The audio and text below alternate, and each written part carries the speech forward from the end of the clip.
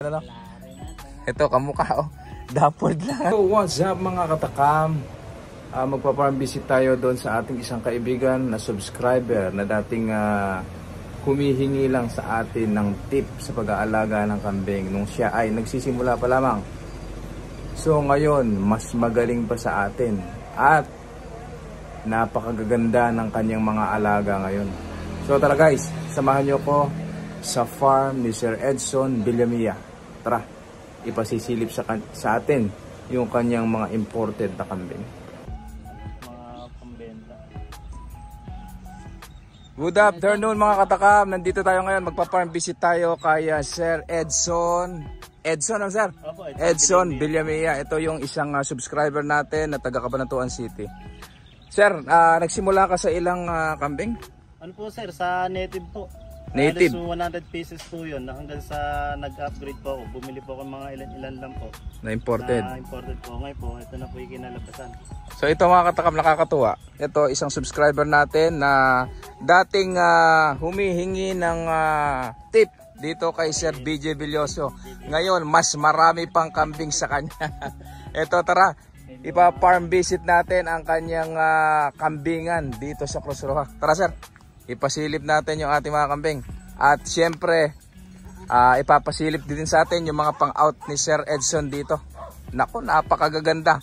Ito ang mga nakakatakam talaga. Tingnan nyo itong mga dappled nito. Sir, saan galing yan? Kay Boss Einhorn po ng Batangas. Batangas pala galing ito oh. Opo, Batangas ayan, po yan. Kuya Kevin po. Kuya Kevin, ayan po, napakaganda. Namimiss ko tuloy yung kalahari natin ano. Ito kamukha oh. Dappled lang ano. So ayan, Pure breed po siya na ano. pure breed na dappled. Ayun oh. Naku po. Sobrang sidi po yan. Ito kasidhian niya nasa ano, Kapusukan. 1 taong mahigit pa lang sir no? Opo. Magkano mo nakuha yan? Eh, nakuha po ito. Nasa 30,000 lang po. 30,000? Opo. Pwede na. Batang-bata po. 3 months old ko po siya nakuha. 3 months old, 30,000. Grabe. Sa bagay, si Kalahari, ay halos ganun din ano? Ganun ko lang din halos nakakuha si Kalahari. Sa Batangas ko rin nakakuha yan. Napakaganda ng farm ni Sir Edson dito. Puro paanak ayun, po yan. Puro paanak. Ito sige. po black dappled head. Anak niya naman po. Ito anak niya, 6 months old. Oh. Napakaganda naman ito. Ayun po ang isa sa mga pang-out. Okay, mamaya ipakita natin yung mga pang-out natin. Pero pakikita muna natin para kayo ay matakam. Okay, kung kayo ay mabibisita dito sa Cabanatuan, huwag kayong papayag na hindi makarating dito. Mabisita yung kanyang farm sa Cruz Roja. Napakaganda ng mga kambing niya rito. Ito po, isang buwan pa lang po yan. O isang buwan. 12 kilos na po. Napakaganda. Barako o babae sir? Babae po. Babae. Napakaganda. Ayan, tara. Ito, 3 colors. Ganda no? Ganda yung lumabas. Alin ang ama niyan? Ito? Opo, yan po. Ayan. Anong pangalan nito? Yung nanay, Ador po. Si Ador. Ayun pa. Napakagandang lalaki naman ni Ador. Ayan. Ito, tingnan nyo. Ito mga katakam oh. Ganda ng ulo niya. Dappled blackhead ano? 3 colors. Brown, white, saka black. Napakaganda nito. Sige, big bone. Ang tatay nito yun din. Opo, si Ador din. Ganda. Hiniwalay mo na yung mga upgraded sa native natin doon sa kabila ano? Opo, ayun po. Ayun. Mga palahi niya na rin po yan, no? Yung mga ano po na yan. Si Ador din po nakapag-upgrade na rin po. Ito pa isang maganda. Ito mukhang bata pa. Full blood. May papel. Ay papapilang ko po, knowledge po yung ano eh. Pero in-import nyo galing ibang bansa? Sa ano po, kay Ironhorn din po galing po. Iron? US po. Tapos galing Australian. US, grabe. Magkano man nakuha ito sir? 70,000 po, 3 months. Utang pa po. Utang pa. So mga katakam, ito. Kung kayo ay sawa na sa native o mga upgraded, gusto nyo ng full blood, mga katakam, nakuha daw ni Sir Edson ito.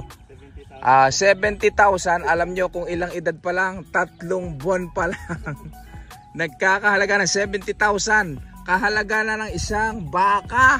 Mga katakam, talaga nakakatakam. Itsura pa lang. Ito po yung tinatawag nating dappled black na pure pure blood po ito, hindi po ito pure breed. Ayan. Makikita mo po sa itlog po, mahaba po yung mga itlog po ng mga full blood. Oo. Ayan, isang tip. Bibigyan tayo ng tip ni Sir Edson. Ang pagtingin daw po sa full blood, Mahaba po yung mga itlog po niyan, hindi po siya katulad po na pure breed po, halos nakatikit. ayun. Ang pure breed daw po ay magkadikit ang bayag. Tama po ba? Po, halos nakadikit na po siya. Ngayon. Pero po, pag ganyan po yung mga ganyan po, halos sumasahid na po yan, nagkakaedad, halos sumasahid na po sa sahig po yung Sa sahig. Ganon ang palatandaan ng sa mga full blood po. full blood. Ito mga katakam, dati si Sir Edson humihingi ng tip sa atin. Ngayon, siya na po ang nagbibigay ng tip sa atin. Ayan, dahil sa tagal niya na rin nag-aalaga, marami na rin siyang experience. So ayan, nakikilatis niya na ang kaibahan ng pure breed at full blood. Ano po? Ayan, napakaganda nito. Sir, tumatanggap ba kayo ng kasta? Opo. Magkano ba kung halimbawa magpapa-stud yung ating mga subscriber? Ay, pag dito na po sa atin, pag nakarating po sila rito, sa 1.5 po. Pero pag katulad po natin ng mga subscriber niya, 1K na po yun. Ayun. Handy naman na po yan. Pag hindi po nagtuloy, babalik lang po sila. Ayun. Mga katakam, kung kayo ay subscriber ni Kuya Tibbs, ayan, narinig nyo naman yung sinabi ni Sir Edson, kung kayo ay magpapa-stud dito sa ating full blood, saka dito kay Ador, nagkakahalaga po siya ng 1.5. Kung subscriber po kayo ni Kuya Tibbs, bibigyan po niya tayo ng discount. Nagkakahalaga na lamang po ang stud ng 1,000 or 1,000. Libre na po yun. Ayun, pagka hindi po nagtuloy, libre na daw po. Okay, hanggang sa mabuntis po. Ayan, napakaganda. Puro bower po ang alaga ni Sir Edson dito. Hindi natin na matagal na nagpapabisita si Sir Edson dito sa kanyang farm. Kaya lang hindi natin na maharap. Gawa ng masyado tayong busy sa trabaho. So ngayon lang tayo nagka-oras. At ayan nga, napakagaganda ng kanyang mga alaga. Full blood Oh, din yun. po yun. Black dappled head. Nasampahan po ni Daniel. Black dappled head. Isang full blood din po ito. Ay po, kasasampa-sampa lang. Ayan. Pa na si Emilio. Nasampahan niya. Ito pa ni Daniel, ganun. full blood po. Nangangasta na rin pala yan. Opo, na ano ko, pinakawalan ko po bigla po nasampahan. Oo. Magaling naman ano. Napakaganda. Bagay na bagay sila. Isang dappled head black. Ayan oh. Na full blood din. Na ang kumasta ay ayun pong si Daniel po. Daniel na full black din. Full blood dappled black. Ayan. Napakaganda. Magkano na i-down mo yan, sir?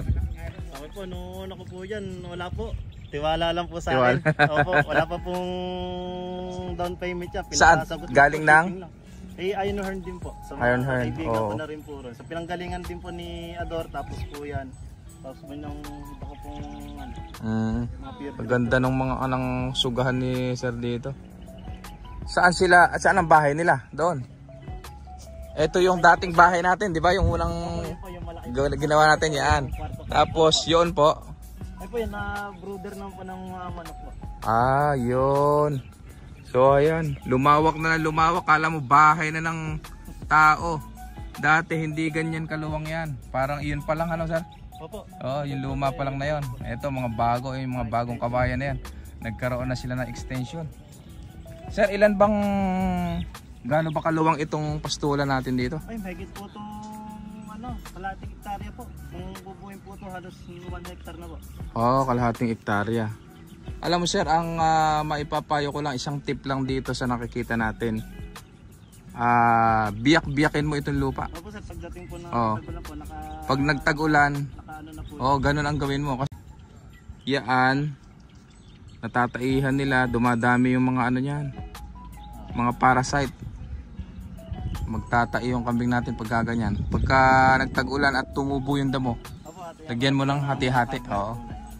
Ayan, ganun po. Parang yung technique na ginagawa ni Sir Loy Manabat doon sa Magalang, Pampanga. Ang gaganda na rin, nag-upgrade na rin siya. Nawala na rin yung kanyang mga natives ang upgraded. Puro mga pure breed, full blood na rin yung kanyang mga alaga. Ayun, meron pa ako isa nakikita doon na pula.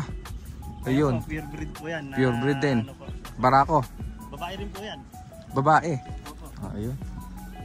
Maganda itong babae na to. Galing din ng Batangas. Opo.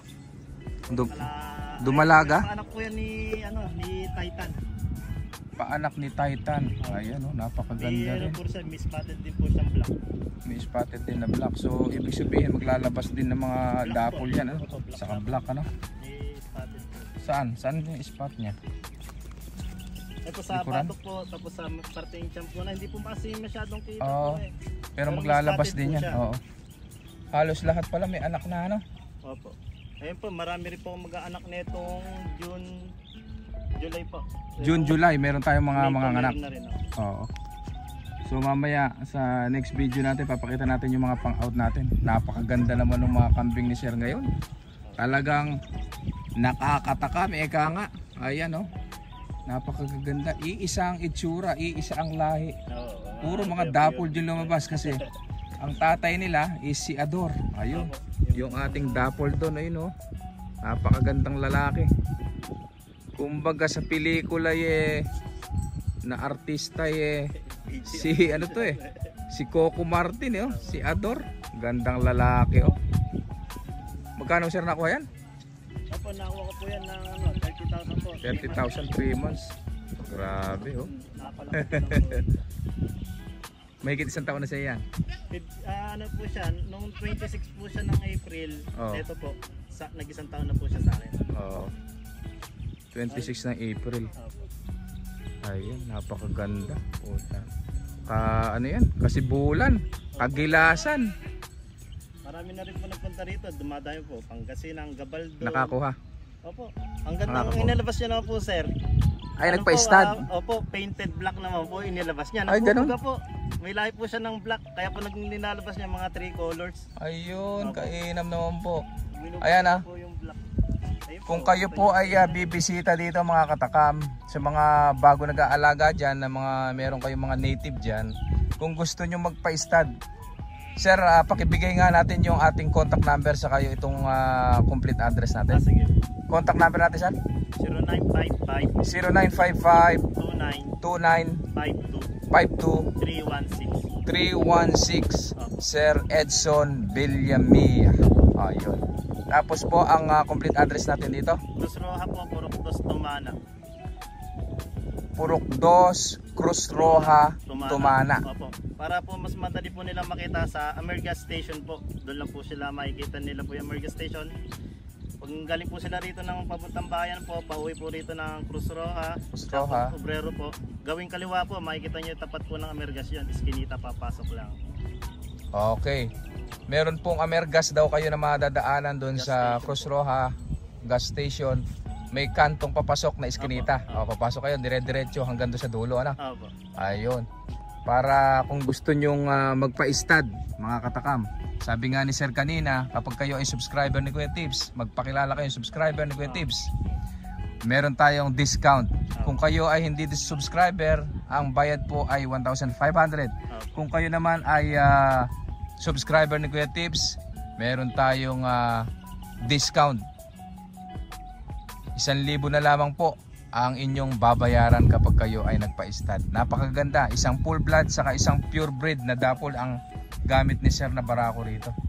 Sir, meron na ilan lahat ng ating mga kambing dito? Ito po, mahigit 20 na po ito eh. Mahigit 20 ito. Opo, pero pag nasa loob po ng mga upgraded natin. Yung mga upgraded natin, mamaya silipin natin. Okay. Puro po bubuga po nito. Magpaalam na muna tayo at pakita natin yung ating pang-out. Okay. Para sa mga bago pa lang sa akin channel, please subscribe at i-click nyo na rin ang notification bell para lagi tayong updated sa ating mga magagandang video. At sa next video natin, papakita natin yung pang-out ni Sir. Tara. Have a nice day. Happy farming everyone. Thank you.